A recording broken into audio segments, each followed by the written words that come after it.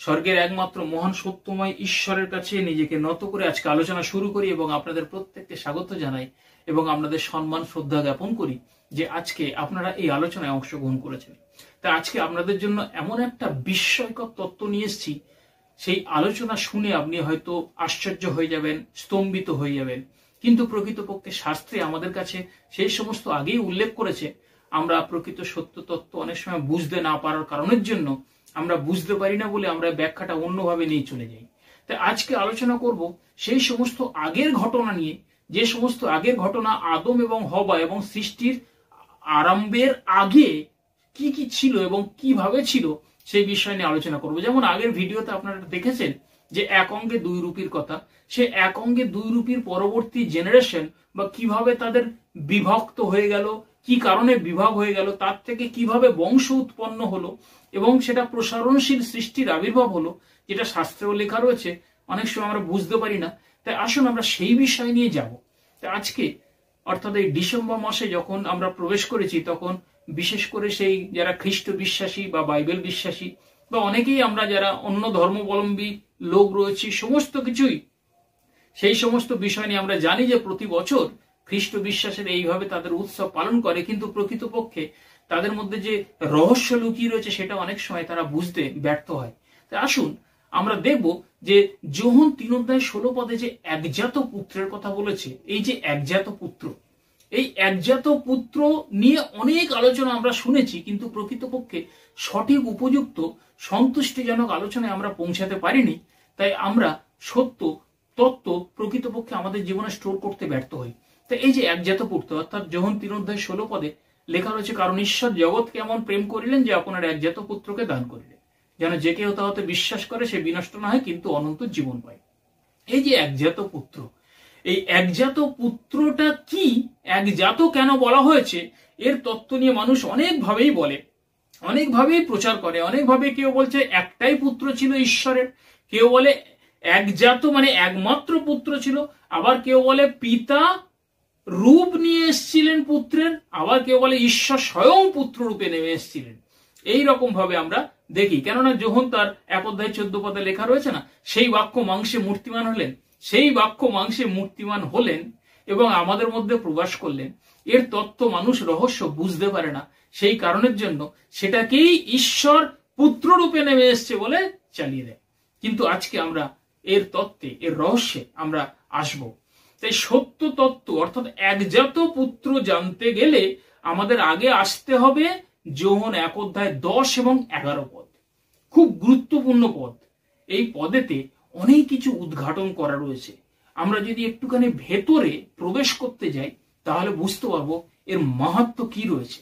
যীশু খ্রিস্টের সম্বন্ধে বলছে যোহন বাপ্তায়ক, বলছে তিনি জগতে ছিলেন এবং জগৎ তাহার দ্বারা হইয়াছে। তাহলে আগে তিনি জগতে ছিলেন তারপরে জগৎ হয়েছে, এটা তো হতে পারে না। জগৎটা হলে তারপর তো তিনি জগতে দাঁড়িয়ে অন্য কিছু করবেন। তাই আগে জগৎটা দরকার না আগে তিনি জগতে ছিলেন দরকার? তাই জগৎটা আগে তৈরি হয়েছেন, তারপর তো তিনি জগতে ছিলেন। তাই এখানে আমরা বুঝবো এর তত্ত্ব রহস্য কি। তারপর লেখা রয়েছে 11 পদে, তিনি নিজ অধিকারে আসলেন। কিসের অধিকার, কিভাবে আসলেন, এই বিষয় নিয়ে আমরা যাব। খুব গুরুত্বপূর্ণ আলোচনা, আপনি শুনলে স্তম্ভিত হয়ে যাবেন। আসুন আমরা আগে দেখি যে তিনি জগতে ছিলেন অর্থাৎ পৃথিবীর যখন প্রথম অবস্থা, অর্থাৎ প্রাণীকুল, জীবকুল, উদ্ভিদকুল, কোনো কিছুই যাই বলুন না কেন, কোনো কিছুরই আবির্ভাব তখন ঘটেনি। তখন পৃথিবীর তাপমাত্রা ছিল অত্যন্ত উচ্চ বা অনেক হাই। সেই সময় কোনো কিছুর আবির্ভাব ঘটেনি, আদম হওয়ারও জন্ম হয়নি, গাছপালারও জন্ম হয়নি, পাহাড় পর্বত নদী নালা কিচ্ছুর জন্ম হয়নি। তার আগে ছিল পৃথিবী প্রচন্ড উষ্ণ, আর ওই সময়ে জ্যোতির্ময় সত্তার আবির্ভাব ঘটেছিল। এই যে জ্যোতির্ময় সত্তা, তার আবির্ভাব কোথা থেকে ঘটলো, কিভাবে হলো, অচানক তারা পৃথিবীতে চলে আসলেন, সেটার তত্ত্ব আলাদা। সেটা নিয়ে আলাদা কোনো একটা আলোচনায় যাব। যদি আপনারা কখনো চান, যদি মনে করেন ওটাও জানার দরকার রয়েছে, তাহলে অবশ্যই আমাকে কমেন্টে জানাবেন, আমি অবশ্যই এর উপরে আলোকপাত করব। কিন্তু আমরা দেখি যে সেই যে জ্যোতির্ময় সত্তা, যেটা আগের ভিডিওতে বলা হয়েছে যে এক অঙ্গে দুই রূপী, এই যে এক অঙ্গে দুই রূপীর পরবর্তী জেনারেশন কিভাবে তার দ্বারা হলো, তার দ্বারা জগৎ হলো এবং কোনো কিছু তাহা ব্যতিরেকে হয়নি, এর তত্ত্ব আজকে নিয়ে আলোচনা করছি। তাই যে তখনই এই যে এক অঙ্গে দুই রূপীর আবির্ভাব ছিল, তারা হচ্ছে আলোকোজ্জ্বল জ্যোতির্ময় শরীরে অবস্থান করছিল। তাই এই যে জ্যোতির্ময় শরীর, তারা এক অঙ্গে, অর্থাৎ বডিটা একটাই, রূপটা দুটো, দুটো মাথা একটা বডি, এটাকে বলা হয় এক অঙ্গে দুই রূপী। যেমন মটর, যেটা আলোচনা করেছিলাম, দুটো মটরের আলাদা আলাদা দানা নিয়ে, অর্থাৎ অর্ধেক অর্ধেক দানা নিয়ে পূর্ণ একটা মটরের দানা তৈরি হয়েছে। তা সেই রূপ ভাবে এটাকে বলা হয় এক অঙ্গে দুই রূপী, দুটো আলাদা আলাদা ব্যাকল নিয়ে একটা পূর্ণ মটর বা একটা পূর্ণ ছোলা তৈরি হয়েছে। তো এই যে এক অঙ্গে দুই রূপী, এর যে জ্যোতির্ময় তেজস্ক্রিয় সত্তা কলা গাছে ফড়কি ছাড়ার ন্যায় তাদের বংশ বাড়তে থাকে। অর্থাৎ বড় একটা কলা গাছ থেকে ছোট একটা কলা গাছ যেমন গোড়া থেকে গিয়ে জন্মগ্রহণ করে একটা বাচ্চা কলা গাছ, তদ্রূপ এই বড় কলা গাছ থেকে ছোট কলা গাছের জন্মের ন্যায় এক অঙ্গে দুই রূপী শরীর থেকে হুবহু একই রকম এক অঙ্গে দুই রূপী একটা শরীর বেরিয়ে আসতো। আর যখনই বেরিয়ে এসছে তখন এই এক অঙ্গে দুই রূপী যে মহান উপরে ঊর্ধ্বে পরম সেই পবিত্র আত্মার যে রে, যে রশ্মি, সে রে এবং রশ্মির সঙ্গে কানেকশন করে, সম্পর্ক স্থাপন করে, তার আকর্ষণে তারা ঊর্ধ্বে কোনো একটা স্তরে গিয়ে তারা সঙ্গবদ্ধ হয়। এই যে কোন স্তর, কি স্তর, এরও তত্ত্ব আলাদা, যদি চান অন্য সময় আলোচনা করব। তাই এখানে যখনই সঙ্গবদ্ধ হচ্ছে, পরবর্তী জেনারেশন আবার কি করলো, তারাও পরবর্তীকালে একটা ফড়কি ছাড়ার নেয়, পরবর্তী প্রজন্মের জন্ম দিয়ে তারাও ঊর্ধ্বে সেই রশ্মির সঙ্গে আকর্ষণ করে, তার আকর্ষণে ঊর্ধ্বে গিয়ে তাদের সেখানে সঙ্গবদ্ধ হতে থাকে। এবারে দেখা যায় যে প্রাকৃত শোষণের কারণের জন্য যখনই প্রকৃতির শোষণ আরম্ভ হলো, পৃথিবী আরো ঠান্ডা হতে থাকলো, উষ্ণতা কমতে থাকলো, প্রাকৃত শোষণ হলো, তাদের যে তেজস্ক্রিয় জ্যোতির্ময় শরীরের যে একটা পাওয়ার ছিল, সে পাওয়ারটা ধীরে ধীরে কমতে থাকে। যখনই কমতে থাকে, তাদের এই যে পরবর্তীকালে অনেক কিছু, অনেক জেনারেশন যখন চলে যায়, তখন তাদের পাওয়ার কমতে থাকে এবং কমে যাওয়ার ফলে তাদের দুটো শরীর দ্বিধা বিভক্ত হয়ে যায়। এটা হচ্ছে এক অঙ্গে আর দুই রূপী থাকে না, তারা দুটো আলাদা আলাদা অঙ্গে বিভক্ত হয়ে যায় বা আলাদা আলাদা সেলে বিভক্ত হয়ে যায়। তাই তারা আর তখন এক হতে ব্যর্থ হয়। এবং তারা কি করলো, যখন তারা আলাদা আলাদা দুটো শরীরে, তখনও জ্যোতির্ময় শরীর রয়েছে, আলোর শরীর রয়েছে, যেটা আলোকোজ্জ্বল শরীর, সেটাও রয়েছে বিদ্যমান, কিন্তু পাওয়ারটা কমে গেছে, সেই কারণে তারা দ্বিধা বিভক্ত হয়ে গেছে। যখনই তারা আলাদা আলাদা দুটো শরীরে বিভক্ত হয়ে গেল, তখন তারা সাধন সিদ্ধায়ের বলে বুঝতে পারলেন যে তারা পৃথিবীতে যদি পড়ে থাকে তারা হারিয়ে যাবে। তাই তাদের মধ্যে সেই পাওয়ার নিহিত রয়েছে যে ঊর্ধ্বের রশ্মির সঙ্গে চার্জ ঘটিয়ে ওপরে যাওয়ার বা তার আকর্ষণে উপরে যাওয়ার, সেটা হচ্ছে নিরাপদ জায়গা। তাই সেই স্তরে তারা পৌঁছাবে, এটা তারা জানতে পারে, কেননা তাদের সেই আত্মিক শরীরের পাওয়ার অনেক বেশি বলে তারা সহজেই অনায়াসেই সেগুলো জানতে এবং বুঝতে পারতেন। তাই তারা মহান সেই পরম পবিত্র আত্মার রশ্মির সঙ্গে সম্পর্ক স্থাপন করে তারা তুরীয় নক্ষত্র বেগে অন্য একটা প্রজন্মের জন্ম দিয়ে তারাও গিয়ে তার পাশে অবস্থান করতে থাকে। যেহেতু এক অঙ্গে দুই রূপী, তারাও উপরে গিয়ে পৌঁছেছে এবং সেখানে সঙ্গবদ্ধ হয়েছে, তাদের পাওয়ার অনেক বেশি। কিন্তু তারপরে এরা যে ভেঙে গেছে শক্তি হারিয়ে ফেলার কারণের জন্য, ভেঙে গিয়ে আবার তার আকর্ষণে তারা আবার যুক্ত হয়ে পরের জেনারেশনের জন্ম দিয়ে তারা ঊর্ধ্বে গিয়ে সঙ্গবদ্ধ হয়েছে, কিন্তু তার সঙ্গে মিশতে পারেনি, তার পাশে অবস্থান করতে থাকে। তা এইবারে যে এই যে সঙ্গবদ্ধ বা জন্ম, এরা নিজেরা হয়তো টের পায় না, বুঝতে পারে না যে কিভাবে তাদের পরবর্তী জেনারেশন বেরিয়ে আসছে বা জন্ম হচ্ছে। তারপরে এই দেখা যায় যে প্রাকৃতিক শোষণের কারণের জন্য তারা শক্তি আরো হারিয়ে ফেলে। যখনই আরো শক্তি হারিয়ে ফেলে, তখন তারা এই যে দুই জ্যোতির্ময় সত্তা আলাদা আলাদা হয়ে গেছিল, তারা তখন আর যুক্ত হতে পারছে না।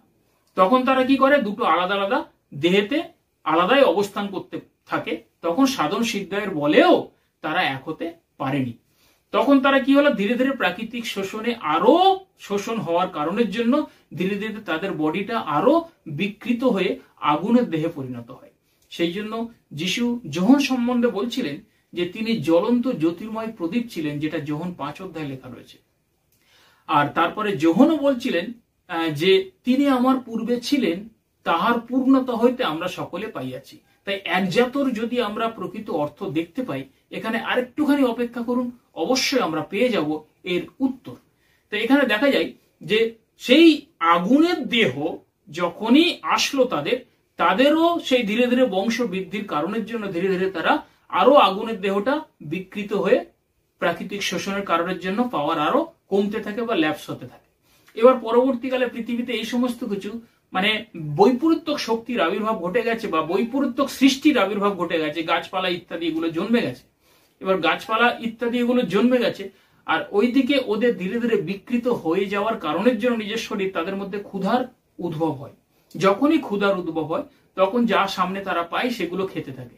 এই যে বিপরীত যে সৃষ্টি, অর্থাৎ গাছপালার যে ফল টল এগুলো পেড়ে যখন তারা খেতে থাকে, তখন এই যে এই সৃষ্টির আবির্ভাব যেখানে ছিল আর বিপরীত সৃষ্টির আবির্ভাব, এই সম্পূর্ণ দুটো আলাদা হওয়ার কারণের জন্য যখনই তারা সেই ফল পেড়ে খেলো, তাদের মধ্যে জৈব রাসায়নিক বিক্রিয়া ঘটে যাওয়ার ন্যায় তাদের শরীরটা মাংসল হয়ে গেছে। এই যে মাংসল হয়ে গেছে, তার পরবর্তীকালে এই যে ধারাটা আবার তারা ধীরে ধীরে বংশ বৃদ্ধি করতে থাকে। এই বংশটা হচ্ছে ধার্মিক ধারা, এই বংশটা হচ্ছে ধার্মিক জাতি। সেই কারণের জন্য যীশু খ্রিস্ট তার শিক্ষাতে বলছিলেন যে ধার্মিক জাতি বা ধার্মিক ধারার কথা। আবার যদি মথি তার 11 অধ্যায় 12 পদে, সেখানেও যীশু বলছিলেন যে যোহন বক্তাযুগের কাল হইতে এখনো পর্যন্ত স্বর্গরাজ্য বলে আক্রান্ত হইতেছে এবং আক্রমীরা সবলে তাহা অধিকার করছে। তো এই যে আক্রমী তারাই যারা হচ্ছে ধার্মিক ধারায়, ধার্মিক বংশে তাদের জন্ম হয়েছে তারাই। আবার যদি সেই আদি পুস্তক 6 অধ্যায় 1-2 পদে দেখেন, সেখানে বলছেন ঈশ্বরের পুত্রেরা, ঈশ্বরের পুত্রেরা মনুষ্যদের কন্যাদেরকে বিবাহ করছে। ঈশ্বরের পুত্রেরাই ছিল সেই ধার্মিক ধারা। অর্থাৎ যীশু খ্রিস্ট যখনই শিক্ষা দিচ্ছিলেন সেই সময় পর্যন্ত ধার্মিক বংশ বা ধার্মিক ধারা ছিল। এইবারে কি হলো ঘটনাটা, যখন তারা সেই এক অঙ্গে দুই রূপী উপরে গিয়ে সঙ্গবদ্ধ হলো, পরবর্তীকালে যে এক অঙ্গে দুই রূপী তারা আলাদা হয়ে গিয়ে আবার প্রাকৃতিক শোষণের কারণের জন্য বিচ্ছিন্ন হয়ে গিয়ে দুটো সেলে ভাগ হয়ে গেছিল, দুটো সিঙ্গেল সেলে ভাগ হয়ে গেছিল, একটা পুং একটা স্ত্রী। তারা আবার সাধন সিদ্ধায়ের বলে তারা উপরের সে আকর্ষণের ফলে তারা আবার সঙ্গবদ্ধ হতে পেরেছিল এবং পরের জেনারেশন তাদের থেকে জন্ম লাভ করেছিল এবং তারা বেরিয়ে এসেছিল, ঊর্ধ্বে যেতে তারাও সক্ষম হয়েছিল। এই যে প্রথম যে ভেঙে গেছিল, প্রথম যে ভেঙে যেটা আলাদা হয়েছিল, তারা আবার সঙ্গবদ্ধ হয়ে উপরে গেছিল, সেই তাদের মধ্যে একটা পুং সেলকে পাঠানো হয়েছিল মরিয়মের মধ্য দিয়ে রক্ত মাংসের শরীরে। সেইটাই হচ্ছেন একজাত পুত্র রূপে এসেছিলেন, সেটাই যীশু খ্রিস্ট সম্বন্ধে বলছে। তাই এখানে এই কারণের জন্য সেই জগতে তিনি ছিলেন এবং তিনি নিজ অধিকারে আসলেন। আর জগৎ তাহার দ্বারা হইয়াছিল মানে কি, তার মধ্য দিয়ে যে বংশ বৃদ্ধি লাভ করে ধীরে ধীরে পরবর্তী সৃষ্টির আবির্ভাব ঘটেছিল, এটাকেই বলছে জগৎ তাহার দ্বারা হইয়াছিল। তা এটা আমরা বুঝতে পারি না বলে অনেক সময় আমরা ভুল ব্যাখ্যাটা নিয়ে চলে যাই। যীশু খ্রিস্ট যখনই সে মরিয়মের মধ্য দিয়ে আসলেন, তাই তিনি অধিকার বলে আসছেন, সেই জন্য লেখা আছে তিনি নিজ অধিকারে আসলেন, যোহন 1 অধ্যায় 11 পদে। তাই এই যে অধিকার, অর্থাৎ তিনি আগে পৃথিবীতে ছিলেন এবং জ্যোতির্ময় শরীরে ছিলেন, সেই অধিকারে তিনি আবার চলে গেছিলেন, আবার রক্ত মাংসের শরীর হয়ে আসলেন। তদ্রূপ ভাবে যোহন বক্তায়োগ আগুনের শরীরে ছিলেন, তিনিও চলে গেছিলেন পরবর্তীকালে এই এক অঙ্গে দুই রূপী সঙ্গবদ্ধ হয়ে। যেমন গেছে যোহন বক্তায়োগ তেমন যেতে পারেনি। তারা পরবর্তীকালে তাদের জেনারেশন যখন এই জগতে সেই বিকৃত দেহ হয়ে গেছিল, তারা এই জগতের যে দেহ পেয়েছিল সেই দেহ পরিত্যাগ করেছিল, তখনও তারা গিয়ে সঙ্গবদ্ধ হয়েছিল, কিন্তু তার সঙ্গে মিশতে পারেনি। যেমন এক অঙ্গে দুই রূপীর সঙ্গে ভেঙে গিয়ে আলাদা আলাদা দুটো সেল আবার একত্রিত হয়ে গিয়ে যারা তারা মিশতে পারেনি ওদের সঙ্গে, তদ্রূপ যোহন বক্তায়োগ অর্থাৎ আগুনের দেহ যারা হয়েছিল তারাও গিয়ে ওদের কারোর সঙ্গে মিশতে পারেনি। তারা আলাদা জায়গায় আলাদা স্তরে তারা সঙ্গবদ্ধ হতে থাকে। সেই কারণে সেই যোহন বক্তায়োগের কাল হইতে বলা হয়েছে তখন পর্যন্ত স্বর্গরাজ্য বলে আক্রান্ত হইতেছে, মানে তাদের জন্য আর কোনো মহামুক্তির বা প্রায়শ্চিত্তের দরকার নেই, কেননা তারা তো পাপ করেনি, তারা তো অন্যায় করেনি, তারা তো ভুল দোষ এইরকম কিছু নেই যে তাদের আত্মিক বাধা হবে। তাই পরবর্তীকালে দেখা যায় যে এই যে আদমের বংশ বা আদম হওয়ার বংশ, আদম হওয়ার জন্মটা অন্য বিষয়, সেটা অন্যদিন আলোচনা করব। আদম হওয়ার বংশ, এই বংশটা যখনই আমরা বলি বা আমরা শুনেছি যে যখনই সেই ফল খেলো তখনই তারা অন্যায় করলো, পাপ করলো, অর্থাৎ তাদের পতন হলো। তাই তাদের বংশ হচ্ছে পতিত বংশ। তাই পতিত বংশের মধ্য দিয়ে একজন প্রায়শ্চিত্ত যিনি করবেন তিনি আসতে পারে না। তাই ওই বংশটা যেটা হচ্ছে ঈশ্বরের পুত্রের বংশ, যেটা হচ্ছে এক অঙ্গে দুই রূপী বংশ, তাদের বংশের ধারাটা ধার্মিক ধারা, আর এদের বংশের ধারাটা পতিত ধারা। সেই জন্য বলছে না, ঈশ্বরের পুত্রটা মানুষের কন্যাদের বিবাহ করতে লাগলো, ঈশ্বরের পুত্রের ধারা হচ্ছে ধার্মিক ধারা এবং এদের বংশ হচ্ছে মনুষ্যদের কন্যা, আদমের বংশ হচ্ছে মনুষ্যদের কন্যার ধারা। তাই যীশু খ্রিস্ট তখনও বলছেন যে এখন পর্যন্ত স্বর্গরাজ্য বলে আক্রান্ত হইতেছে, অর্থাৎ যীশু রক্তমাংস শরীরে আসার পরেও সেই সময় পর্যন্ত ধার্মিক জাতি ছিল, কেননা মরিয়ম ধার্মিক ছিলেন। মরিয়ম যদি ধার্মিক ধারা না হবে, যীশু তার মধ্যে দিয়ে আসতে পারবে না, যীশু আসলেও প্রায়শ্চিত্ত হবে না। সেই কারণের জন্য মরিয়মের ধারাটা ছিল ধার্মিক ধারা। যোহন বাপ্তাইজক আসলেন সে মরিয়মের এক বোনের মাধ্যমে, সেই ধারাটাও ছিল ধার্মিক ধারা। তাই যোহন বাপ্তাইজক ধার্মিক ধারার মধ্য দিয়ে এসছেন, যীশু খ্রিস্টও ধার্মিক ধারার মধ্য দিয়ে এসছেন। তাই ধার্মিক ছিল না সেটা তো ভুল। তাই এখানে সেটাই বোঝাচ্ছে যে প্রথমে সেই দ্বিধা বিভক্ত যেটা হয়ে গেছিল, তাই একজাত পুত্র সেটাই প্রথমে যে দ্বিধা বিভক্ত হয়ে গেছিল, সেই দুটো আবার সঙ্গবদ্ধ হয়ে উপরে চলে গেছিল, তার পুংশেলটাকে পাঠিয়েছিল এই পৃথিবীতে মরিয়মের মধ্যে দিয়ে। সেইটাই হচ্ছে একজাত পুত্র। যেহেতু পুত্র পুংশেল অর্থাৎ পুরুষ, সেই পুরুষ শেলটাকে পাঠিয়েছিল এই পৃথিবীতে রক্ত মাংসের শরীরে মরিয়মের মধ্যে দিয়ে। তাই এখানে বলছেন যে একজাত পুত্রকে দান করলে। একজাতের অর্থ হচ্ছে এটাই, আলাদা দুটো সিঙ্গেল সেল, তার মধ্যে একটা সিঙ্গেল সেলকে এই পৃথিবীতে পাঠানো হয়েছিল। তাই আমরা বুঝতে পারি না বলে এই সত্য তত্ত্ব রহস্য আমরা নিজেদের মতো ব্যাখ্যা বা মানুষ যেটা বলছে সেটাই শুনে তার পিছনেই আমরা দৌড়াচ্ছি। তাই আমাদের গভীরভাবে ভাবতে হবে, ধর্ম তো অত সহজ জিনিস নয় যে কেউ হাঁ করে খাইয়ে দিলে হয়ে গেল। তাই আমাদের ধর্মের বিষয় বা প্রকৃতপক্ষে এটা বিজ্ঞানেরও বিজ্ঞান বা জটিল রহস্য বিজ্ঞান। এই তত্ত্ব জানতে গেলে আমাদের সেই আধ্যাত্মিক জীবনে আত্মার সঙ্গে কানেকশন আমাদের করতে হবে, ঊর্ধ্ব লোকের সঙ্গে, তখন আমরা বুঝতে পারবো। তাই আমরা যেন সবাই একসঙ্গে গেঁথে উঠি, একসঙ্গে তা আমরা যেন সেই ঊর্ধ্বে যেতে পারি ঈশ্বরের রাজ্যে, তাহলে আমরা প্রত্যেকেই সেই অনন্ত জীবনের অধিকারী হতে পারবো। তাই আপনি যদি প্রকৃতপক্ষে আরো সত্য তত্ত্ব জানতে চান, এমন আশ্চর্য ভয়ঙ্কর তথ্য যা আপনি আগে কখনো হয়তো শোনেননি, সেই বিষয় নিয়ে আমরা আলোচনা করব। তাই অবশ্যই আমাদেরকে জানাবেন, আমরা চেষ্টা করব তার উপরে মানুষের কাছে সেই সত্যের প্রকাশ আমরা নিয়ে আসব। প্রভু যেন আমাদের সেই সুবুদ্ধি দেন, সেই পথে আগিয়ে চলতে পারি। প্রভু সেই মহান ঈশ্বরের গৌরব।